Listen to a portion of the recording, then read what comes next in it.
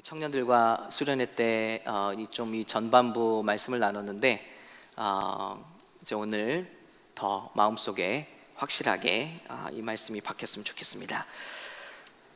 우리 지금 은혜센터가 이렇게 식사를 준비하고 있고요. 우리 센터마다 지금 전도 대상자들의 이름을 받아서 기도하려고 교회가 준비하고 있습니다.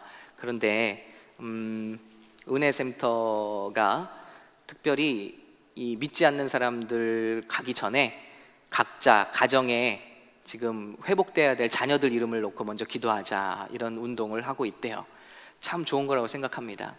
여러분, 우리가 선교하고 우리가 막 나가자 하는데 정작 가정에서 잃어버린 사람이 있으면 어떡합니까? 이것은 하나님께 기쁨과 영광이 되지 못할 것으로 생각합니다. 정말 신앙생활 열심히 하고 기도 열심히 하는데 정작 우리 주변의 가족들이 구원받지 못한다면, 우리 모습을 보고 예수를 믿지 못한다면 그 큰 문제가 아니겠습니까?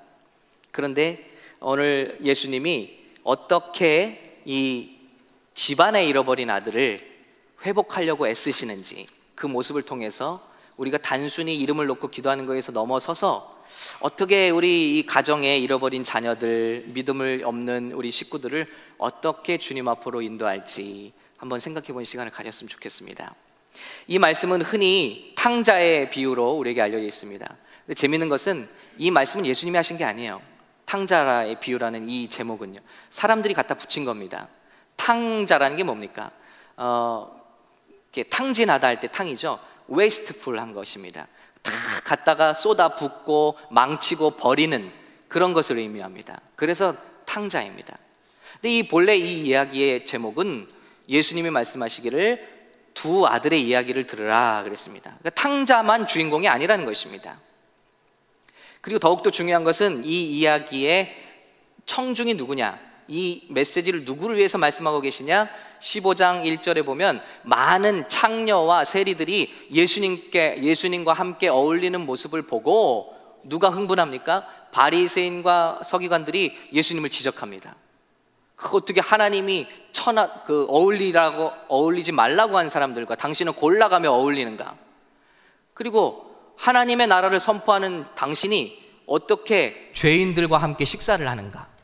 그때 예수님이 세 가지 비유를 말씀하신 것이 잃어버린 양의 비유요, 두 번째는 잃어버린 동전의 비유고, 세 번째는 잃어버린 아들들의 비유라 하는 것입니다. 그래서 이 말씀은요, 그저 우리가 알고 있듯이 어떤 죄를 짓든지 그저 회개하고 돌아오면 예수님이 동구밭에서 기다리고 계시다가 달려나와서 다 용서해 주신다. 그럼 언제든지 회개하자, 그리고 주님께 돌아가자, 뭐 이런 단순한 내용은 아니라는 것입니다. 물론 그 내용을 포함합니다만은 진짜 이 내용의 뜻이 무엇이냐면, 지금 이 내용이 뭘 말하고 있냐면, 창녀와 세리들은 바로 탕자와 같이 예수님을 떠나 세상의 즐거움을 추구하러 나갔다가 회복된 자들이, 돌아온 자들이. 그런데 이 이야기를 꺼내신 이유가 뭐냐면, 그 사람들을 용납하지 못하는 먼저 하나님을 안다고 한 바리새인과 서기관들에게 주신 말씀이라는 것입니다. 그러므로 이 이야기는 집 나간 탕자가 주인공이 아니라 집에 들어박혀서 아버지의 마음을 아프게 하고 집으로 어렵게 들어온 동생을 마음 아프게 하는 집에서 잃어버린 아들에 대한 이야기가 맞다는 것입니다. 탕자 이야기가 타이틀이 아니라. 이 이야기가 전해진 이유가 그렇습니다. 집안에 잃어버린 사람들이 있다는 거예요. 겉으로 볼 때는 교회도 열심히 다니고 찬송도 열심히, 예배도 하고 기도도 열심히 하는데 잃어버린 영혼들이 있다는 것입니다. 하나님과의 관계가 없고 지금 죽어도 천국에 갈 수 있을지 없을지 모르는 그런 사람들이 수두룩하게 있다는 것입니다. 바로 그 사람들에 대한 얘기. 그래서 오늘은 이 첫째 아들에 대한 이야기에 포커스를 맞추겠습니다. 둘째 아들 얘기는 우리가 너무 잘 아니까요. 자, 이제 잔치가 멀어집니다. 둘째 아들이 돌아와서 아버지가 기뻐해서 살찐 송아지를 잡고 잔치를 하고 있는데, 첫째 아들은 변함없이 오늘도 열심히 일을 하다가 돌아왔습니다. 근데 집에서 막 밴드 음악 소리가 났습니다. 그러니까 이 음악 소리가 무슨 일이냐? 종에게 물어봅니다. 그랬더니 당신의 아버지가 당신의 재산을 말아먹은 동생이 돌아왔는데 무사하게 돌아왔으므로 기뻐해서 지금 잔치를 열고 있습니다. 그랬더니 이 아들의 반응이 무엇입니까? 노하여, 아주 화가 났다는 것입니다. 그리고 잔치에 들어가고자 하지 아니했다. 우리는 그저 창녀가 되고 세리가 돼서 이렇게 죄를 짓고 이런 사람들을 심각한 문제라고 생각하는데요, 예수님의 오늘 이 이야기는 진짜 문제는 집안에 있는 큰아들이라는 거예요. 이 둘째 아들은 죽었었지만 어쨌거나 회개하고 아버지께 돌아와서 관계가 회복되었고 지위가 회복되었습니다. 그런데 이 첫째 아들은 처음부터 아무 때도 집을 나간 적이 없고 열심히 일을 했지만 아버지와 관계가 없다는 거예요. 아버지의 마음을 헤아리지 못하고 아버지의 마음을 모른다니 화를 내고 있어요. 자, 만약에 이 아들이 아버지를 사랑하고 아버지와 관계가 있는 아들이라면, 오, 우리 아버지가 이렇게 기뻐하시는구나, 우리 아버지가 그렇게 기다렸던 둘째가 왔구나, 내 동생이 왔구나, 그럼 나도 빨리 벗고 씻고 잔치에 들어가서 기쁨을 동참해야지, 우리 아버지 기쁨에 동참해야지. 이게 첫째 아들의 반응이 될 텐데 화를 낸다는 것입니다. 이게 어떻게 된 일입니까? 그리고 아버지께 말하죠. 29절에 아버지가 잔치 중에 튀어나왔습니다. 그래서 이 아들을 위로합니다. 들어가자. 그런데 아버지께 대답하여 이르되, 자, 내가 여러의 아버지를 섬겨 명을 어김이 없거늘. 근데 이걸 영어로 보면요, 이렇게 되어 있습니다. I have slaved for you. 아들이 아니에요. 나는 당신 앞에 노예처럼 일했다는 거예요. 하인처럼 일했다는 거예요. 아버지 집에 아들로 살면서 종의 마인드를 갖고 있다는 거예요. 한 번도 아들이라는 것을 인조해한 적이 없다는 거예요. 뭐예요? 끊임없이 노력하고 끊임없이 일하고 끊임없이 아버지의 마음을, 혹은 오늘 이 모든 동기가 재산에 걸려있는 걸 여러분 발견하시죠? 왜냐하면 불평이 바로 나오죠. 내가 그렇게 열심히 노예처럼 일했는데 아버지는 내게 염소 새끼도 한 마리 준 적이 없어요. 염소탕 한 그릇을 못 먹었어요, 첫째 아들이. 그게 뭐예요? 내가 그토록 바랬던 재산은 하나도 나에게 오지 않았다. 뭘 위해서 일한 것입니까? 아버지의 기쁨이 시작이 돼서 일한 것이 아니라 아버지께 신임을 얻어서 재산을 얻기 위해서 이렇게 열심히 일하고 있다는 것입니다. 그리고 그는 화가 났어요. 왜 화가 났죠? 억울한 생각이에요. 왜냐하면 내가 당신을 위해서 이렇게 일했으면 나한테 이 정도는 줘야 되지 않습니까? 라는 마인드가 있는 거예요. 여러분, 이게 첫째 아들 마인드입니다. 저와 여러분은 둘째 아들입니까? 첫째 아들입니까? 내가 이 정도 봉사했으면, 내가 이렇게 11조하고 내가 이렇게 헌금하고 내가 이렇게 섬겼으면 하나님, 내 사업은 당신이 좀 책임져 주셔야 됩니다. 그런데 왜 하는 일마다 안 됩니까? 나는 이렇게 평생 주님을 위해서 선교지에 살았는데 왜 암이 걸립니까? 왜 어려운 일이 나에게 닥칩니까? 이게 바로 첫째 아들의 마인드라는 것입니다. 여러분, 저는 이 말씀을 대하면서 마음에 와닿았어요. 아, 왜 주님께서 마지막 날에 너희가 주여 주여 하는 자마다 천국에 들어가는 것이 아니라 내 뜻대로 행하는 자야라 할 것이다. 그것이 깨달아지는 것입니다. 열심히 주의 일을 봉사하는 것이 주님의 관계를 말하고 있지 않다는 거예요. 얼마든지 자기 자신의 만족과 채워짐을 위해서도 종교를 가질 수 있다. 겉으로는 하나님을 위해서 일하는 것처럼 보이지만 주님은 모티브, 우리의 하트를 보신다. 겉으로는 주여 주여 할 수 있지만 우리의 마음은 내가 뭘 받느냐, 내가 이걸 통해서 무엇을 얻을 수 있느냐, 이라는 것을 집중할 수 있다는 것입니다. 여러분, 이 부분에 있어서는 우상입니다. 이것이 꼭 저 클럽을 가고 간음하고 살인하고 아니면 이 세상의 즐거움을 성공과 부귀영화를 쫓아서 재미를 쫓아서 가는 것만이 죄인이 아니라는 거예요. 그 사람들은 자기만이 하나님의 안전지대에 거하면서 그걸 만족을 못하는 거예요. 나만의 즐거움, 내가 즐거움을 직접 찾겠다는 것입니다. 이 마인드고, 집에서 열심히 일을 하면서 그것을 찾겠다고 하는 사람과 뭐가 다르냐는 거예요. 방법만 다를 뿐이다. 자기의 기쁨을, 행복을 찾는 방법만 다를 뿐 그 사람들의 마음은 공통점이 있는데 하나님이 주신, 약속하신 것을 축복으로 알지 않고 자기가 하나님 되고자 한다는 것입니다.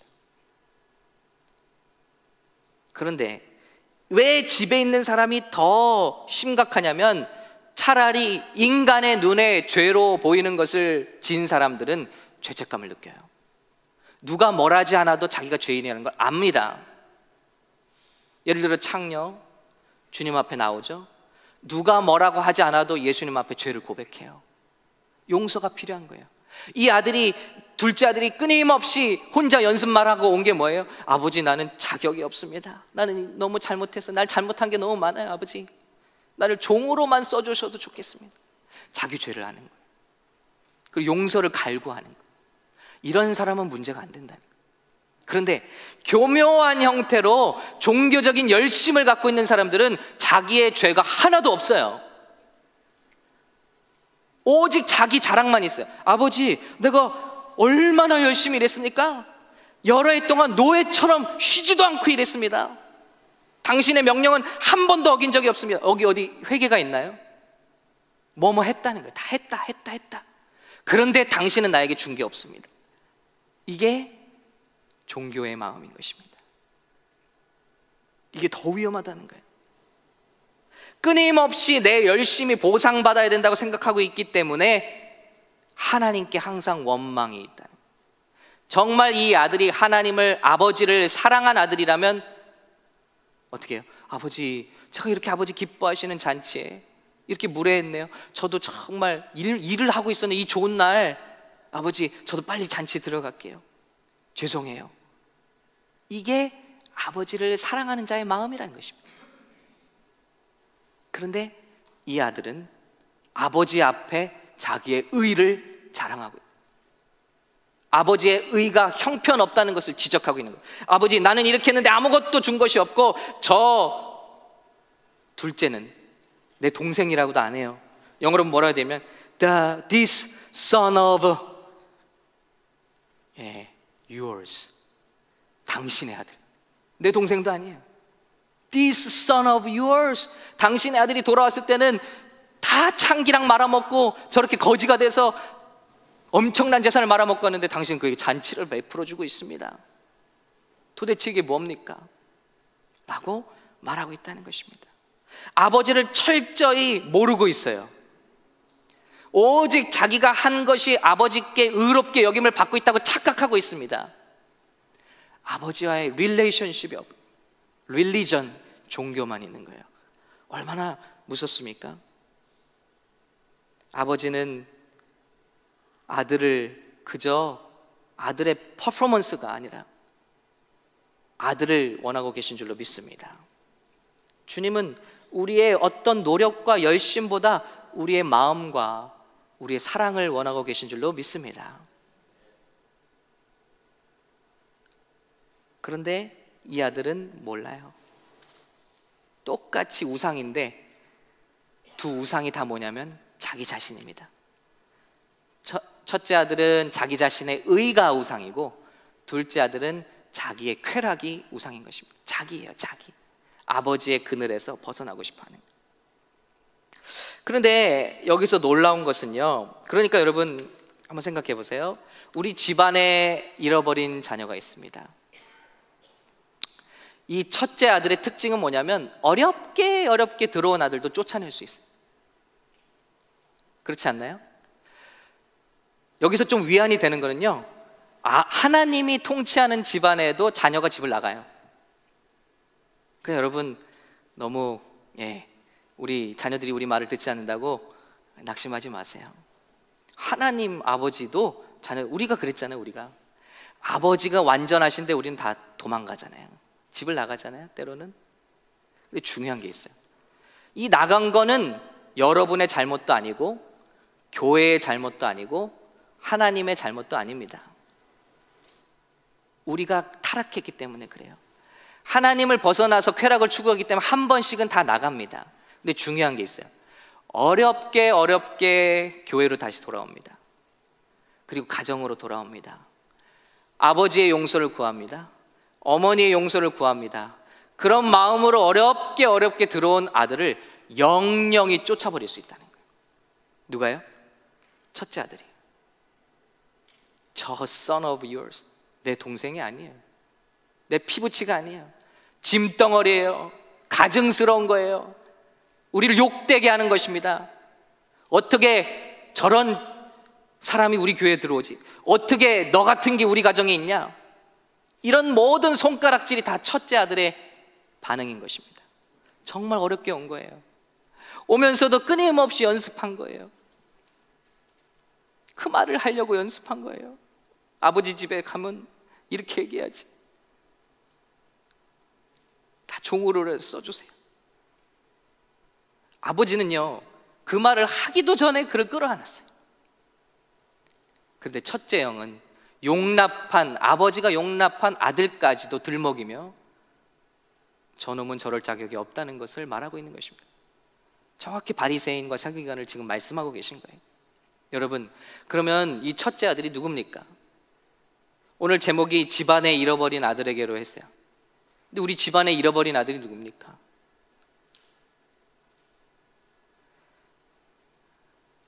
종교가 무겁고 또 힘들어서 때로는 지겨워서 세상의 즐거움을 찾아보고자 나간 우리의 자녀들이 첫째 아들입니까? 아니면 그런 아들과 딸들을 용납하지 못하고 어렵게 우리에게 다가오는 그 발걸음을 뿌리치고 쫓아내는 게 첫째 아들입니까? 우리 자녀들이 찾아야 될 아들들이 아니라 우리 자신이 먼저 주님 앞에 회개해야 된다는 것입니다. 우리가 첫째 아들이라는 것입니다. 주님 그걸 폭로하고 계신 거예요. 저 사람들은 문제가 없어. 저 사람들은 왜 구원이 필요한지를 갈망하고 있어. 자기가 죄인인지를 이미 알고 있어. 그런데 너희는 너희의 의로 나를 가르치려고 해. 그리고 내 의를 필요 없다고 말하고 있어. 율법을 지키는 것으로 너희는 충분히 용서받을 수 있다고 생각해. 이 말씀을 하고 계신 것입니다. 너희는 철저히 나를 오해하고 있어. 내 마음은 저 잃어버린 아들이 돌아온 기쁨에 있다. 그런데 너희는 그런 자녀들을 세상으로 다시 쫓아내고 있어.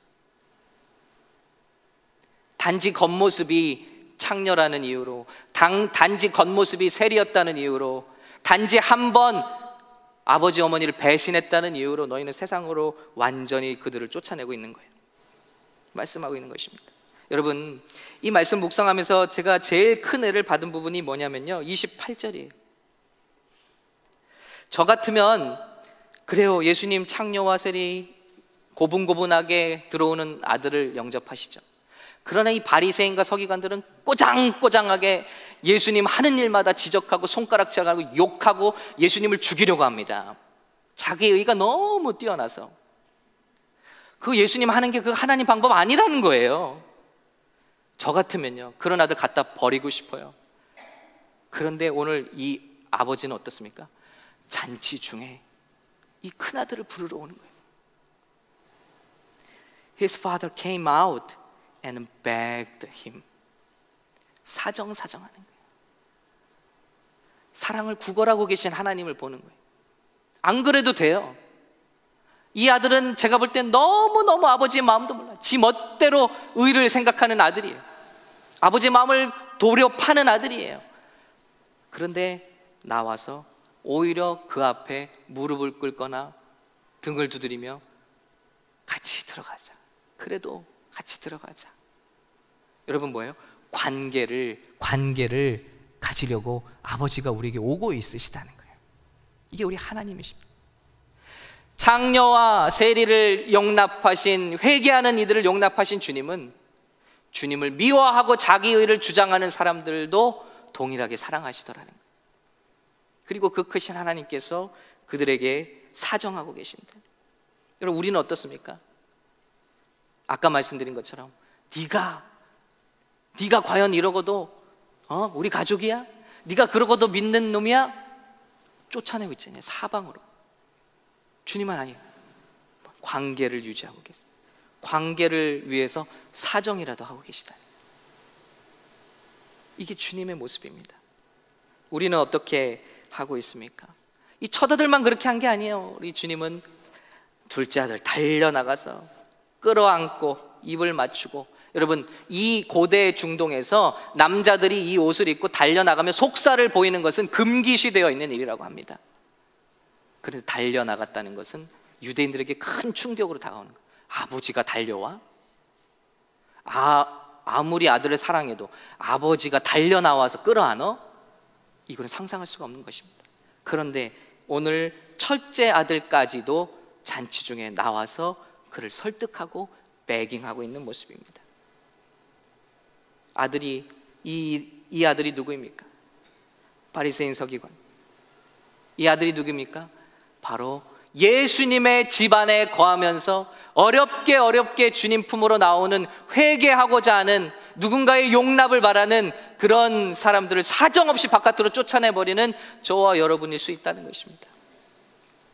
그러므로 잃어버린 자는 우리 자녀들 아니에요. 그들을 쫓아내는 우리들이라. 불쌍한 아들인 것입니다. 이 이야기의 끝이 우리에게 묻고 계세요. 결말이 안 나는 이야기로 끝내세요. 아버지가 이르되 너는 항상 나와 함께 있으니 내 것이 다 내 것이다. 아니 내가 뭘 줄 필요가 있냐? 너는 내 모든 것이 네 거잖아.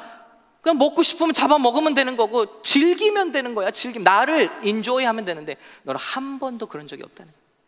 그리고 뒤에서 원망하는, 왜 안 주세요? 이미 다 줬는데. 자유, 회복, 축복, 죄사함, 기쁨, 용납, 모든 걸 다 주었는데 그걸 얻어내려고, 일해서 얻어내려고 열심히 오늘도 땅을 파고 있다는 거. 아버지의 눈에 들려고 땅을 파고 있는데 그것은 아버지에 위한 것이 아니라 나 자신의 만족을 위해서, 의로움을 위해서 파고 있다는 것입니다. 이 이야기는 끝이 안 나요. 그리고 물어봅니다.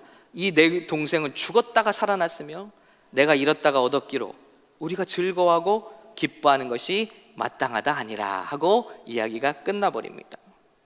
우리에게 묻고 계신 거예요. 어떻게 하겠느냐 하는 것입니다. 계속해서 아버지의 마음을 모른 채로 열심히 봉사하지만 우리 마음에는 평강이 없습니다. 기쁨이 없습니다. 그리고 이런 것들이 끊어지면 어떻게 되죠? 불안해져요. 나를 유지하고 있는 게 뭐냐? 내가 습관적으로 하고 있는 종교 행위들, 이런 것들이 끊어지면 재앙을 당하지는 않을까? 벌을 받지는 않을까? 하나님의 사랑과 페이버가 나를 떠나진 않을까? 이거 걱정하는 게 종교 생활입니다. 불교와 다를 게 뭐 있어요? 이슬람과 다를 게 뭐 있어요? 주님은 그거 아니라는 거예요. 너의 용서를 마음껏 누리는 거다. 인조이 하는 거다. 내 잔치로 들어가는 거다.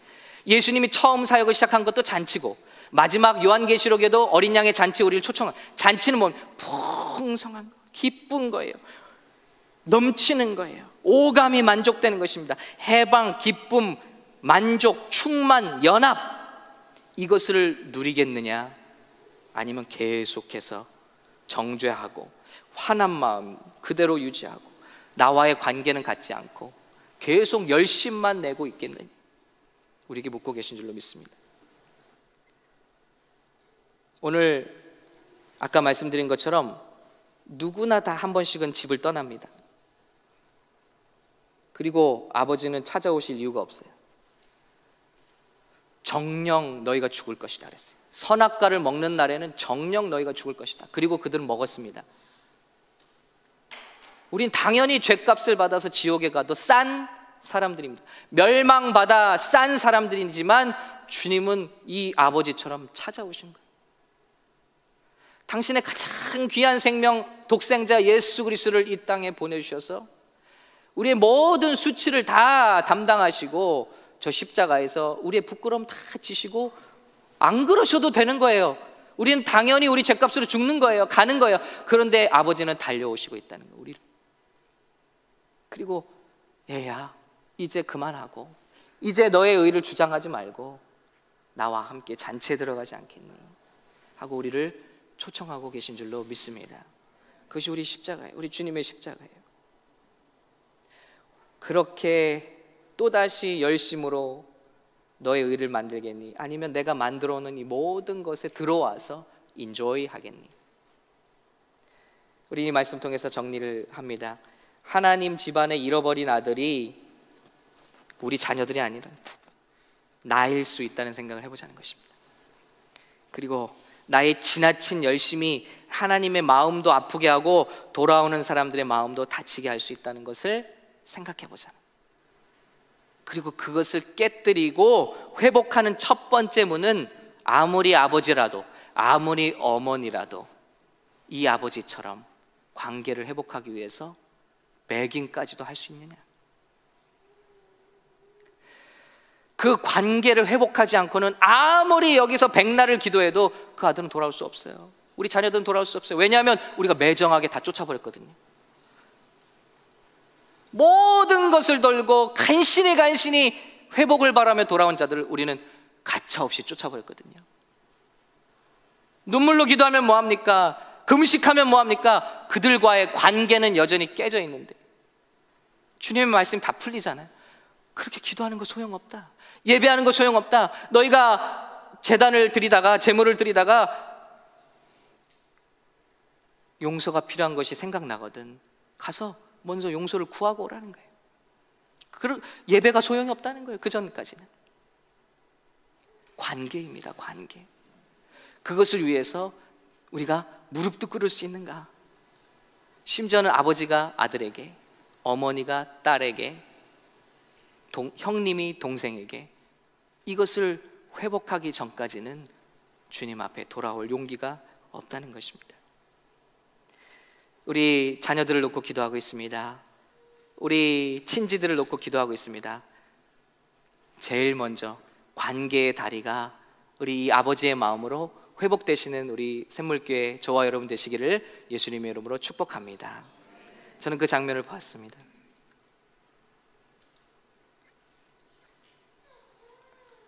사춘기 때 너무 사랑해서 매를 많이 댔고 또 아팠던 그 딸 앞에 무릎 꿇고 용서를 구할 때 몇 년간 대화의 문이 없던 가정에 그것이 회복되는 모습을 제 눈으로 똑똑히 보았습니다. 오랜 방황은 오래되었지만은 회복은 무릎 꿇음으로 이루어졌습니다. 하나님이 그러지 않아도 되는 우리에게, 우리가 무릎을 꿇려면 우리가 무릎을 꿇고 돌아가도 시원찮을 판에 하나님께서 우리에게 오셨습니다. 그리고 우리에게 무릎을 꿇으셨습니다. 그리고 우리의 연약한 손에 전능하신 하나님이 형편없이 매질을 당하시고 그러기 상태가 돼서 우리 앞에 무릎을 꿇었고 우리 앞에 피를 다 쏟으셨습니다. 이것이 주님의 회복의 첫 걸음인 줄로 믿습니다. 그리고 우리에게 물어보십니다. 이 일을 계속 할 텐가? 아니면 계속 잃어버린 채로 방황하고 종교의 끝에 두려움과 그리고 그 마지막은 무엇입니까? 구원받지 못하는 심령으로 나와 단절된 채로 갈 텐가? 물어보시며 이 이야기를 맺고 있습니다. 오늘 사랑하는 저와 여러분은 어리석게 이 첫째 아들과 같은 잘못을 반복해서 범하지 않고 차라리 둘째 아들의 모습으로 그리고 아버지의 마음을 헤아린 첫째 아들의 모습으로 이 마지막 때 정말 주님의 기쁨이 되시는 우리 저와 여러분 샘물교회 되시기를 예수님의 이름으로 축원합니다.